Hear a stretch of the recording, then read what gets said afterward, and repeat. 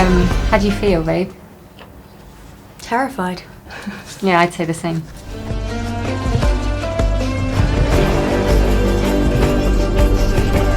I mean, we hope for a similar success, of course, because the fans of Game of Thrones, I know, are hugely invested in the characters. I mean, I'm a fan of Game of Thrones and I was invested in the characters, so that's what we hope to have. People invested in these characters and loving these characters and loving the world. Yeah. I didn't know The Witcher existed before auditioning, and I knew that we were basing the series on the novels. So I started with the short stories, and I read those up until the point I got completely confused, and I think that was on Blood of Elves, because we look into Yennefer's backstory in this, and she's ahead in the books. So I found that very complicating with the script.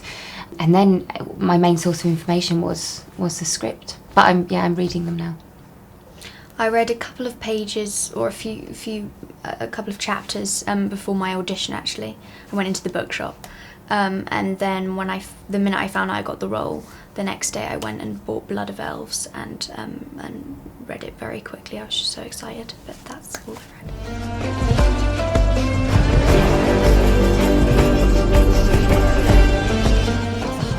I think that's the hardest part of any series that's new, to introduce all those characters, and I think doing it like we did is the best way that we could have done it. However confusing it may be in the first episode, keep going because it gets better, and in terms of like you get more familiar with the terms and with the people. But that was part of navigating how we were going to bring this to life on screen, because you have to set up everything and each character, where they're from. It's a completely different world as well, the continent.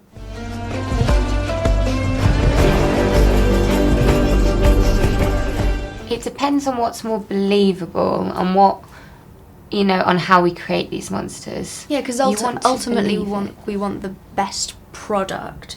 So obviously it would be amazing if you could actually see the monsters in front of you, but sometimes, a lot of the time, it would look better if they were created afterwards, and so I guess we don't mind then, right? Looking at a tennis ball if we know that the end product is going to be amazing.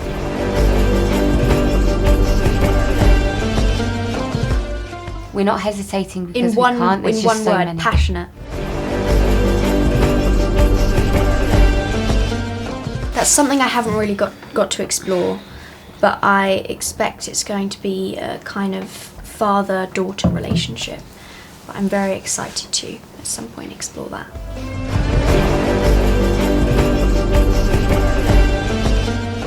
I'd have loved to have trained more, and I'd have loved more action.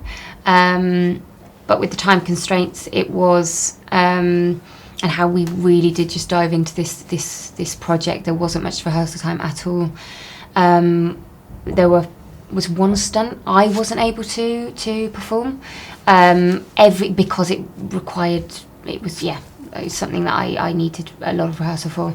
Everything else I did myself, and I wanted to make sure that every stunt I could do, I would do myself. Yeah, I only had one stunt really, which was just riding on a horse, cantering on a horse, and I did that. And also there was falling off a horse, which obviously I wasn't going to do that. So I didn't do that.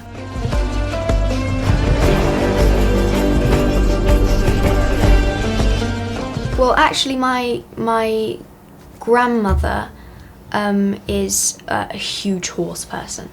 That's her life is horses. So I'd always kind of growing up been around it. I hadn't horse ridden really before, but I'd always been around it, so when I did get to work with the horses, I was kind of excited.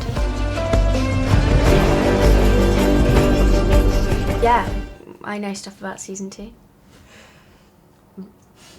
And I'm very, very excited. I don't. I think Freya knows maybe a bit more than me. I read episode 1.